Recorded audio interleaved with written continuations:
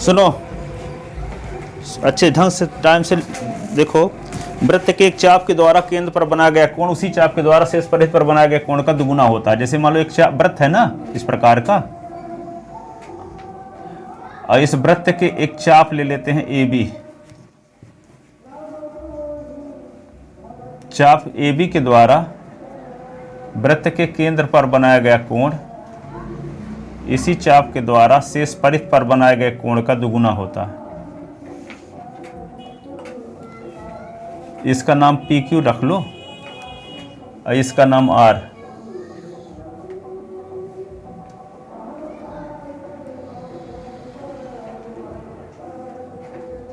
देखो सुन लो अच्छे, वृत्त के एक चाप पी क्यू, ये चाप इसको ऐसे नापोगे ना धागा लपेट के, मान लो इस वृत्त के ऊपर धागा लपेट दिए और उसको सीधा करके नाप लिए तो वो चाप की लंबाई हो जाएगी पी क्यू की, है ना।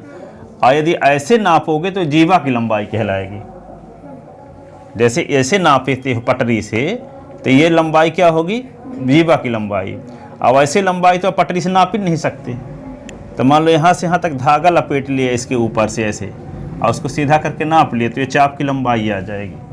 तो ये चाप ए बी के द्वारा, इस चाप के द्वारा पी क्यू लिखा है और इसके ऊपर ऐसे चिन्ह बना देते हैं, इसको चाप पी क्यू पढ़ते हैं। तो चाप पी क्यू के द्वारा केंद्र पर जो कोण बनता है, ये कोण इसी चाप के द्वारा शेष परिधि पर, पी क्यू को छोड़ के जो क्यूपी है, ये क्यूपी में बिंदु आर लेते हैं, तो यहाँ पे शेष परिधि पर जो कोण बनता है ये वाले कोण का ये डबल होता है। ये वाला कोण डबल होता है। यदि मान लो 30 का है तो 60 का होगा, ये 45 का है तो ये 90 का होगा, ये 60 का है तो 120 का होगा। तो ये चाप के द्वारा केंद्र, वृत्त का ये केंद्र है, चाप के द्वारा केंद्र पर बनाया गया कोण इसी चाप के द्वारा शेष परिधि पर बनाए गए कोण का दूना होता है। ठीक है, एक वृत्त के एक चाप के द्वारा केंद्र पर बनाया गया कोण दूना होता है। किस कोण का, शेष परिधि पर बनाए गए कोण का।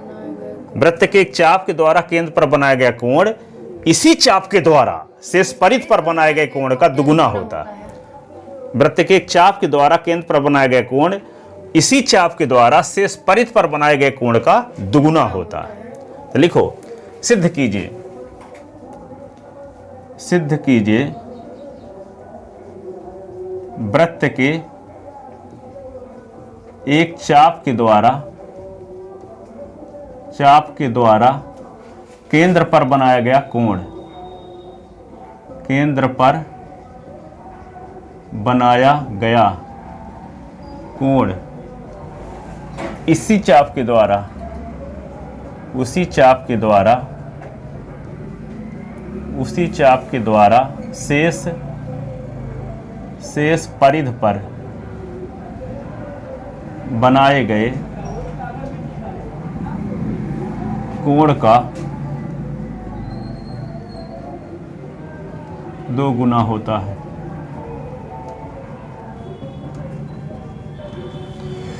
सिद्ध कीजिए वृत्त के एक चाप के द्वारा केंद्र पर बनाया गया कोण उसी चाप के द्वारा शेष परिधि पर बनाए गए कोण का 2 गुना होता है, 2 गुना होता है ना। तो दिया है एक वृत्त जिसका केंद्र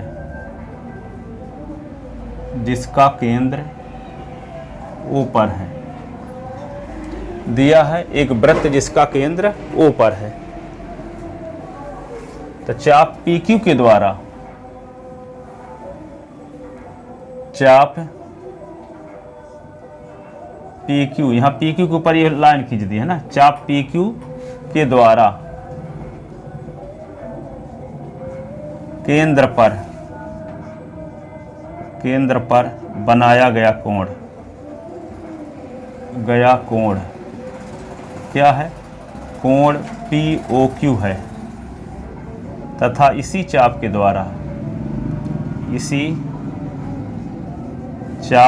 द्वारा शेष परिधि पर बनाया गया कोण, परिधि पर बनाया गया कोण क्या है, कोण PRQ है, कोण PRQ है। तो सिद्ध करना है,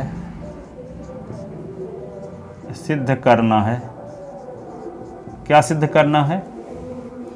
कोण POQ बराबर 2 गुणे कोण PRQ, है ना। जब ये दुगुना है, मान लो 120 ये है, ये 60 है, तो बराबर कब होंगे? जब 60 में 2 का गुणा करेंगे तो 120 बराबर 120 हो जाएगा। तो जो कोण दुगुना है उसमें 2 का गुणा नहीं करेंगे, जो कोण दुगुना नहीं है उसमें करेंगे, ताकि दोनों बराबर हो जाएं। तो कोण POQ बराबर 2 गुणे कोण R, ये सिद्ध करना है। तो सिद्ध करना है कोण POQ बराबर 2 गुणे R का पूरा नाम क्या होगा? PRQ, कोण PRQ। 60 में R लिख सकते हो और पूरा लिखोगे तो PRQ सरनेम के साथ। तो सिद्ध करना है ये। अब इसके लिए रचना क्या करेंगे? रचना देखो, ठीक है। R को O से मिला के M तक बढ़ाया, R को O से मिलाकर M तक बढ़ाया। हाँ, रचना लिखते हैं। M कहाँ तक है? बीच तक आएगा। हाँ, यहाँ M तक। R को O से मिलाकर, O से थोड़ा सा आगे तो आप मिला दिए। O से मिलाकर M तक बढ़ाया, मिलाकर M तक बढ़ाया।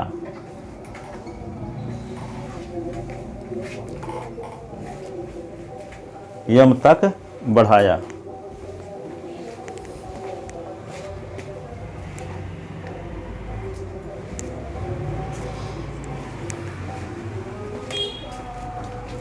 अब देखो, सुनो,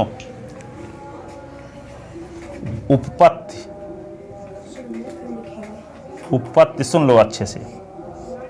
देखो, ये वाला कोण जो है किसी त्रिभुज की, जैसे एक त्रिभुज है, इस त्रिभुज की एक भुजा को बढ़ा दो तो यहाँ जो कोण बनता है ये त्रिभुज ABC का बहिष्कोण कहलाता है।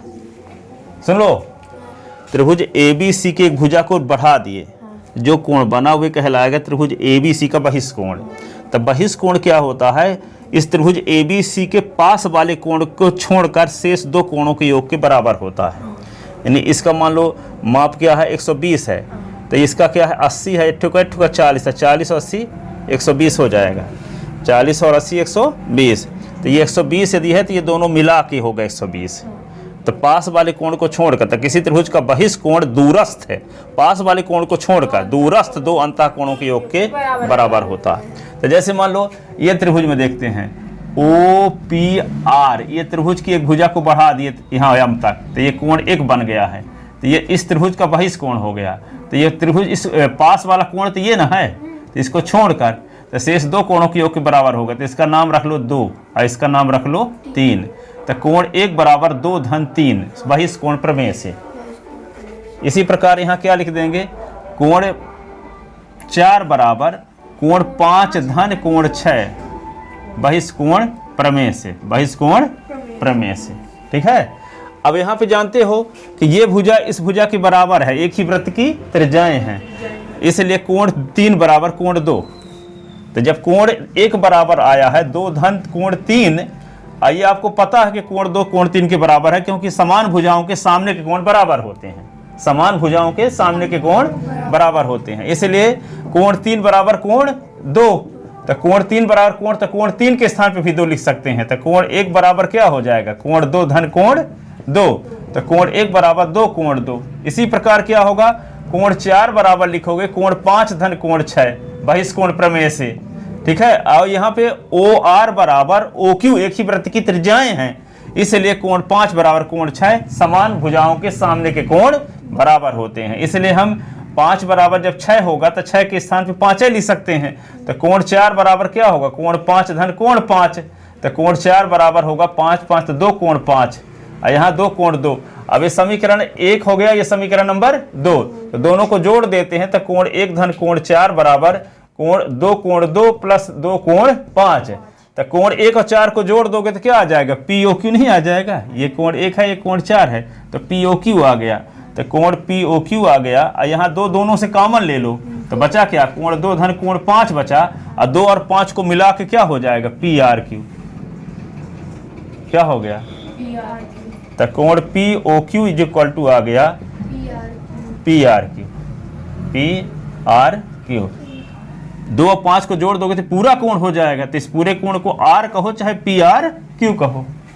आ गए समझ में, ठीक है। तो उपपत्ति में क्या लिखेंगे, कोण 1 बराबर कोण 2 धन कोण 3 बहिष्कोण प्रमेय से, पहले वो नहीं लिखेंगे, कोण प्रमेय से का क्या लिख दें, वो जो लिखते हैं उसमें त्रिभुज वाला नहीं लिखेगा वो। 60 71 वैसे भी तैयार नहीं कर पाते, कितने लिख दो ना। कोण 1 बराबर कोण 2 धन कोण 3, ये चित्र में दर्शा भर देना 1 2 कहाँ है, बहिष्कोण प्रमेय से, ठीक है। अब क्या लिखोगे, ओपी किंतु ओपी बराबर ओ आर, किंतु समीकरण नंबर 1, किंतु ओपी बराबर ओ आर, एक ही वृत्त की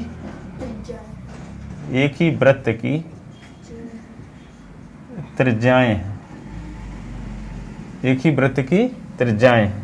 इसलिए जब ओपी बराबर ओ आर है तो ओपी के सामने का कोण 2 और ओ आर के सामने का कोण 3, तो कोण 2 बराबर कोण 3 हो जाएगा। ओपी के सामने का कोण, ओपी के